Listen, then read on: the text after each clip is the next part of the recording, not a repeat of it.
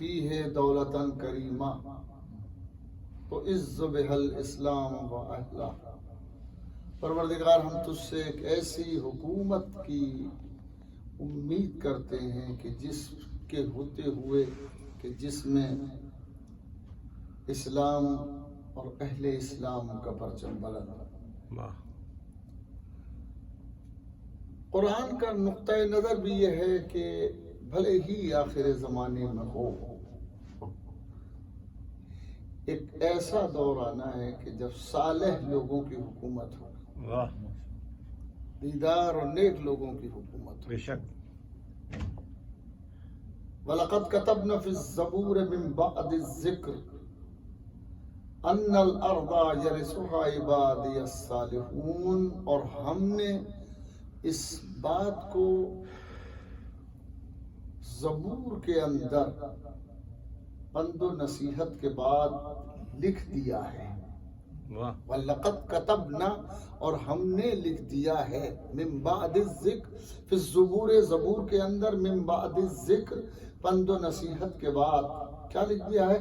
ان الارض یرثھا عبادی الصالحون، کہ بے شک زمین کے اس کے وارث میرے صالح بندے ہوں گے، میرے نیک اور صالح بندے زمین کے وارث قرار پائیں گے۔ اسی آیت سے اور دوسری آیتیں بھی ہیں کہ جس سے استدلال ہوتا ہے اس بات پر کہ ایک وقت ایسا آئے گا کہ جب صالح لوگوں کی حکومت ہوگی، بے شک، اور اس حکومت کو منسوب کرتے ہیں امام زمان علیہ السلام، اللہم صلی علی محمد وآل محمد۔ صاحب غیبت سے اس کو منسوب کیا جاتا ہے کہ ایک وہ وقت آئے گا کہ جب امام علیہ السلام تشریف لائیں گے تو ایک ایسی حکومت قائم ہوگی اور ایک ایسا معاشرہ تشکیل پائے گا کہ جہاں پر کسی کو کسی سے خوف نہیں ہوگا،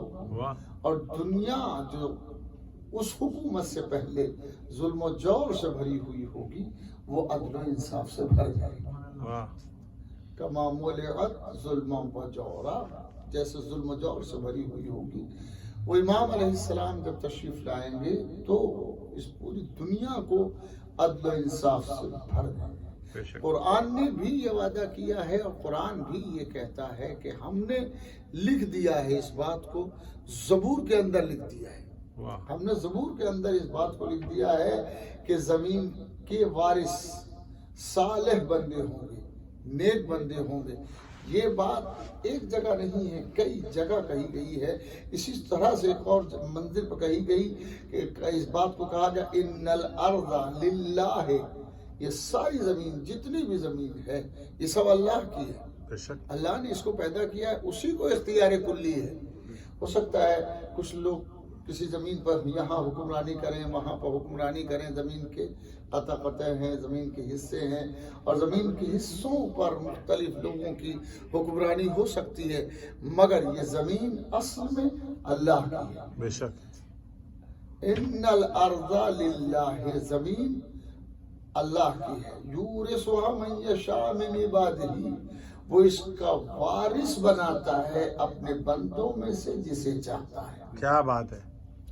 زمین پر اللہ کا اختیار ہے، زمین پر اللہ کی حکومت ہے، اس کا وارث بنانے کا حق بھی اسی کو ہے، چونکہ زمین اور زمین پر حکومت، نظام حکومت، تو یہ نظام حکومت اور حکومت کس کی ہو کہ جس نے زمین کا فرش بچھایا ہے اور انسانوں کو پیدا کیا ہے، اسی کو اختیار ہے کہ وراثت زمین وہی کسی کو دے اور کسی کو زمین کا وارث بنائے۔ تو جسے اللہ زمین کا وارث بنائے گا وہ عظیم انسان ہوگا، وہ صالح ترین انسان ہوگا۔ یہ قرآن پھر کیا نظریہ پیش کرتا ہے کہ ان الارض للہ، زمین ساری کی ساری اللہ کے لیے ہے اور زمین اللہ کی ہے۔ یورثھا، وہ وارث بنائے گا، من یشاء، جسے چاہے گا، من عبادہ، اپنے خاص بندوں میں سے جسے چاہے گا اسے وارث بنائے گا۔ اس کے بعد قرآن کہتا والعاقبۃ للمتقین، اور انجام کار متقین کے لیے ہے۔ پرہیزگاروں کے لیے، یعنی پہلی آیت میں جن کو صالح کہا گیا ہے کہ وہ زمین کے وارث جو ہوں گے وہ صالح ہوں گے، نیک اندر. وَلَقَدْ كَتَبْنَا فِي الزُّبُورِ مِن بَعْدِ الذِّكْرِ، ذکر کے بعد اس کو اعلان کر دیا گیا ہے کہ ان الارض یرثها عبادی الصالحون، کہ زمین کے بے شک زمین کے وارث صالح بندے قرار پائیں گے، صالح بندے زمین کے وارث ہوں گے. یہاں کہا جا رہا ہے والعاقبۃ للمتقین، بے شک زمین سب کی سب اللہ کی ہے، زمین پر سارا اختیار اللہ کا ہے، وہ جسے چاہے اپنے بندوں میں سے وارث بنا دے. والعاقبۃ للمتقین، لیکن انجام کار جو ہے وہ متقین ہی کے لیے ہے. تو قرآن یہاں پر جنہیں متقین کہہ رہا ہے وہاں پر اپنا صالح بندے کہہ رہا ہے. تو چاہے وہ صالح بندے ہوں چاہے متقین ہوں، یہی سے استدلال ہوتا ہے کہ کوئی ایسا حاکم آئے گا، کوئی ایسی حکومت قائم ہوگی کہ جہاں عدل ہی عدل ہوگا. اس حکومت میں کہیں ظلم نام کو نہیں ہوگا بلکہ عدل ہوگا. اور وہ کب ہوگی حکومت؟ استدلال کیا جاتا ہے امام زمانہ علیہ السلام کی حکومت سے. اور یہیں پر ایک بات اور قاعدے کی ہے جو بہت سوچنے کے لیے ہے اور لمحے فکریہ ہے کہ پروردگار عالم ایسی حکومت قائم کرے گا، ایسی حکومت آئے گی اور وہ حکومت ہوگی امام زمانہ علیہ السلام کی. اور پھر قرآن کہتا ہے وَعَدَ اللَّهُ الَّذِينَ آمَنُوا مِنْكُمْ، اللہ نے وعدہ کیا ہے تم میں سے. وَعَدَ اللَّهُ الَّذِينَ آمَنُوا مِنْكُمْ، تم میں سے جو ایمان لائے. تو اللہ نے وعدہ کیا ہے. وعدہ کیا کیا ہے وہ بڑا عجیب ہے. وَعَمِلُوا الصَّالِحَاتِ، جو تم میں سے ایمان لائے، آمنوا وعملوا الصالحات، آمنوا منکم وعملوا الصالحات، جو تم میں سے ایمان لائے اور انہوں نے نیک عمل انجام دیے. تو اللہ نے وعدہ کیا ہے ان سے. اب وعدہ جو کیا ہے وہ بڑا عجیب ہے. لَيَسْتَخْلِفَنَّهُمْ فِي الْأَرْضِ، کہ وہ زمین میں واقعاً اور ضرور انہیں خلیفہ بنائے گا. لَيَسْتَخْلِفَنَّهُمْ، کہ ضرور ان کو خلیفہ بنائے گا. كَمَا اسْتَخْلَفَ الَّذِينَ مِن قَبْلِهِمْ، کہ جیسے ان سے پہلے اس نے خلیفہ بنایا تھا. جیسے زمین کا وارث اور زمین کا خلیفہ اللہ نے بنایا تھا وہ انہیں بھی وارث بنائے گا. کس سے وعدہ کر رہا ہے؟ کس سے وعدہ کیا ہے؟ وعد اللہ الذین آمنوا منکم وعملوا الصالحات، کہ جن لوگوں نے ایمان اختیار کیا اور نیک عمل انجام دیے. تو قرآن کا وعدہ یہ ہے لَيَسْتَخْلِفَنَّهُمْ فِي الْأَرْضِ كَمَا اسْتَخْلَفَ الَّذِينَ مِن قَبْلِهِمْ، تو وہ زمین کا وارث بنائے گا، زمین میں انہیں خلیفہ بنائے گا ویسے ہی جیسے ان سے پہلے بنایا تھا. وَلَا يُمَكِّنَنَّ لَهُمْ دِينَهُمُ الَّذِي ارْتَضَىٰ لَهُمْ، اور اس دین کو مضبوط کر دے گا جس دین سے وہ ان کے لیے راضی ہے. واہ، یہ سوچنے کی بات. واہ، وَيُمَكِّنَنَّ لَهُمْ، ان کے لیے مضبوط کر دے گا. دینہم، ان کا دین، الذی ارتضیٰ، وہ دین کہ جس سے وہ راضی تھا. واہ، جس سے وہ راضی تھا. تو وہ دین کہ جس سے وہ راضی تھا وہ ان کے لیے اس دین کو مضبوط کر دے گا، اس دین کو وہ مضبوط کر دے گا. وَلَا يُبَدِّلَنَّهُم مِّن بَعْدِ خَوْفِهِمْ أَمْنًا، اور ان کے خوف کو امن سے بدل دے گا. جو خوف کی فضا طاری ہے وہ امن سے بدل دے گا. اب یہاں پر رک کر کے بس ایک ذرا سا دو لفظ کی بحث ہو جائے. وَلَا يُمَكِّنَنَّ لَهُمْ دِينَهُمُ الَّذِي ارْتَضَىٰ لَهُمْ، کہ جس دین سے وہ ان کے لیے راضی ہوا اس دین کو مضبوط کر دے گا. زمین میں انہیں وارث قرار دے گا، انہیں خلیفہ بنائے گا، اور جس دین سے وہ راضی ہوا تھا، جس دین سے وہ راضی ہوا اس دین کو ان کے لیے مضبوط کر دے گا. یعنی مضبوط کرنے کے معنی یہ ہے کہ اس دن جب وہ انہیں خلیفہ بنائے گا، کیا بات، زمین کا وارث بنائے گا، تو اس دین کو مضبوط کرے گا جو ان کا دین ہے، اس نے اس کے لیے ان کے لیے پسند کیا ہے. وہ کون سا دین ہے؟ واہ، وہ کون سا دین ہے؟ اور اس آیت کا مقصود کون ہے؟ مطلوب کون ہے؟ کس کے لیے آیت ہے؟ کس کا ایک کی طرف اشارہ کر رہی ہے؟ کہ یہی تو اس میں ایک لفظ ہے اور یہی لفظ ثابت کرتا ہے کہ یہ آیت ہے کس کے لیے؟ دینہم، ان کے دین کو مضبوط کرے گا، الذی ارتضی لہم، کہ جس دین سے وہ ان کے لیے راضی ہے. کس دین سے وہ راضی ہے؟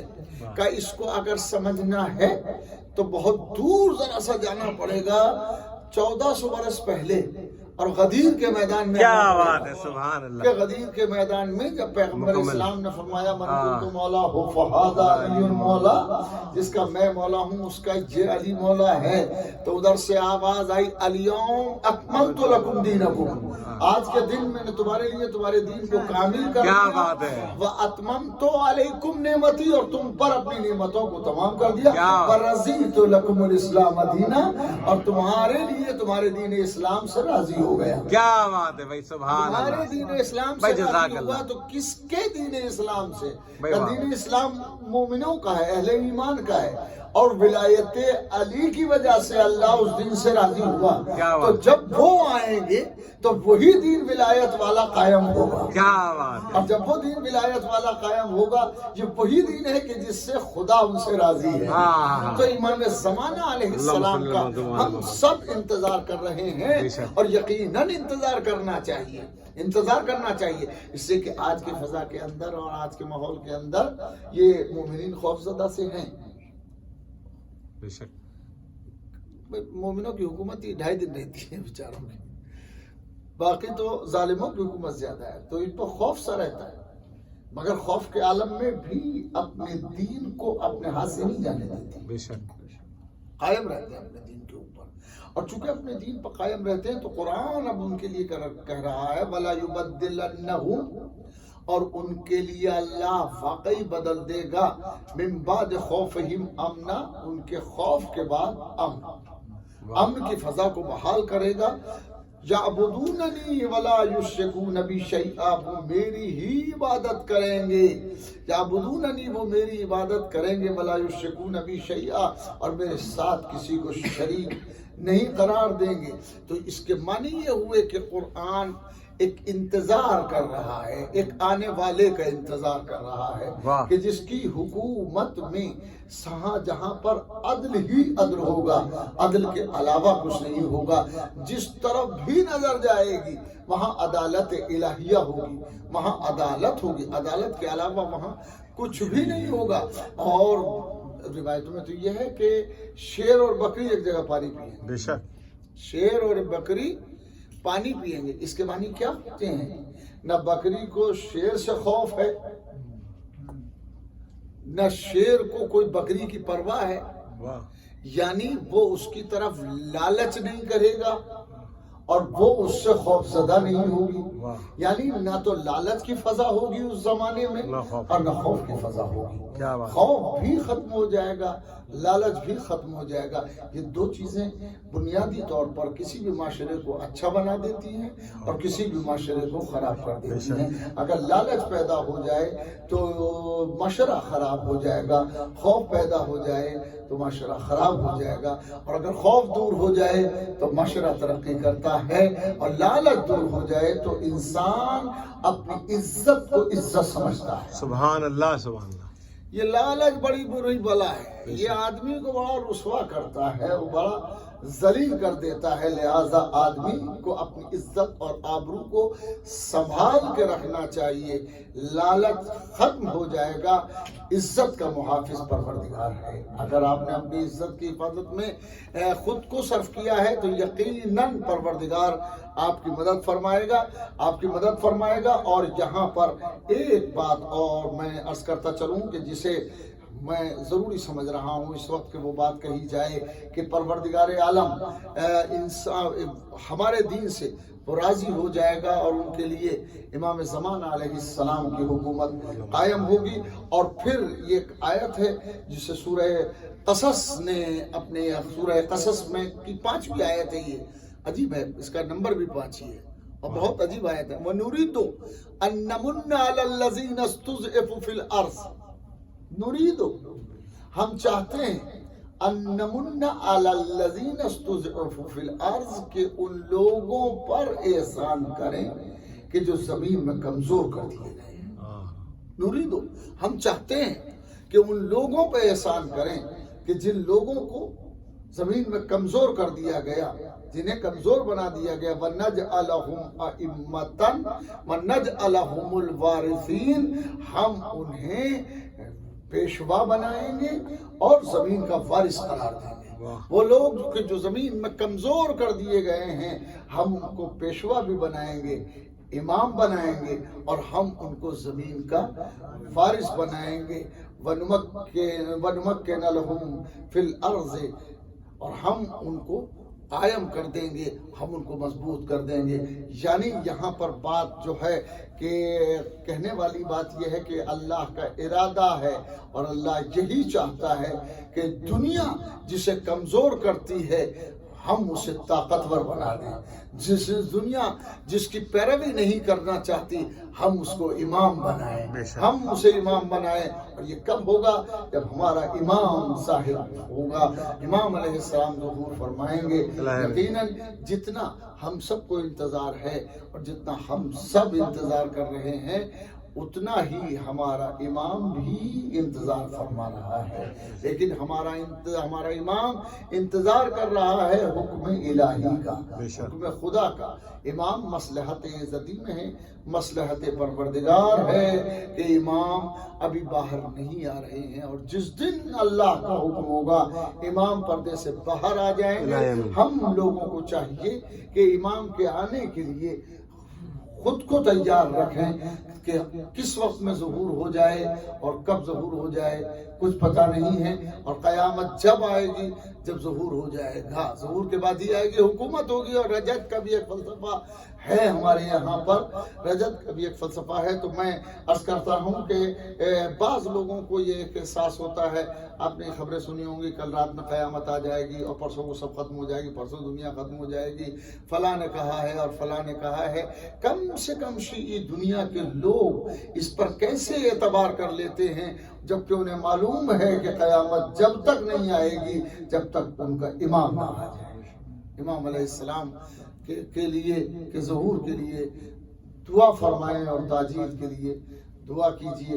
آج یہ 28واں روزہ تھا جو تمام ہوا، اور کل 29واں روزہ ہے، کل روزہ ہوگا انشاءاللہ۔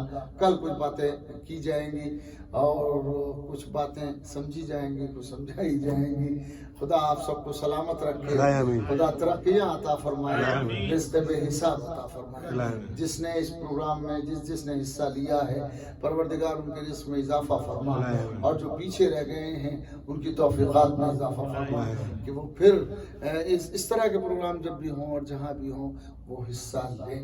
یہ رمضان تمام ہو رہا ہے، آئیے اس رمضان کی تمامی پر اس بے کس کو یاد کیا جائے جو کربلا میں شہید ہو گیا دین کی حفاظت کے لیے، جس نے اپنا گھر قربان کر دیا دین کی حفاظت کے لیے، جس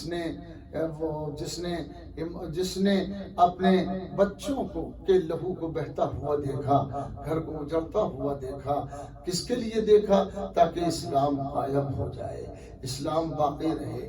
اسلام کے قیام، اسلام کی حفاظت کے لیے حسین علیہ السلام نے جو قربانی پیش کی وہ تاریخ کی زندہ مثال ہے۔ حسین جیسے قربانی دینے والا کوئی دوسرا نہیں ہے، اور امام زمانہ علیہ السلام وہ شخصیت ہیں جو منتقم خون حسین علیہ السلام ہیں۔ امام حسین علیہ السلام کے خون کا، لہو کا انتقام لینے والے امام زمانہ علیہ السلام ہیں، وہ وارث ہیں، وہ منتقم خون سید الشہداء ہیں۔ ظاہر ہے جب ہم مصائب سنتے ہیں اور علی اصغر کی بے کسی کو سنتے ہیں، جناب سکینہ کی بے کسی کو سنتے ہیں، اور دل تڑپتا ہے تو وہ سوچیں جو اصل وارث ہے، وہ جب اصل وارث ہے، جب شب جمعہ آتی ہے تو بے قراری کا عالم ہوتا ہے، شب جمعہ آتی ہے بے قراری کا عالم ہوتا ہے۔ اور زیارت ناہیہ میں یہ جملے ابھی تک محفوظ ہیں، سلام اس جد جد مظلوم پر جس کا لاشا نہ زین پر تھا نہ زمین پر تھا. سلام اس علی اکبر پر کہ جس کے سینے پر برچھی لگی. سلام اس علی اصغر پر کہ جس کی گردن پر تیر حرملہ لگا. امام علیہ السلام آخر میں عجیب جملہ فرماتے ہیں کہ اگر میرے خون کے یہ آنسو خشک ہو جائیں تو میں خون کے آنسو اپنے جد کے اوپر روؤں گا. اللہ اکبر. پوری دنیا امام حسین علیہ السلام پر گریا کرتی ہے اور امام کے پاس ایک چیز ہے جس کا نام ہے ذوالفقار. جب بعض علماء کہتے ہیں کہ جب شب جمعہ آتی ہے تو وہ ذوالفقار ذرا سا نیام سے نکلتی ہے اور ابھرتی ہے اور اس کے رونے سے ایک آواز، اس کے ابھرنے سے ایک گریے کی آواز پیدا ہوتی ہے اور شاید اس کے یہاں سے ایک آواز آتی ہے، مولا جب سے علی اصغر کی لحد بنائی ہے ایک داغ پڑا ہوا ہے.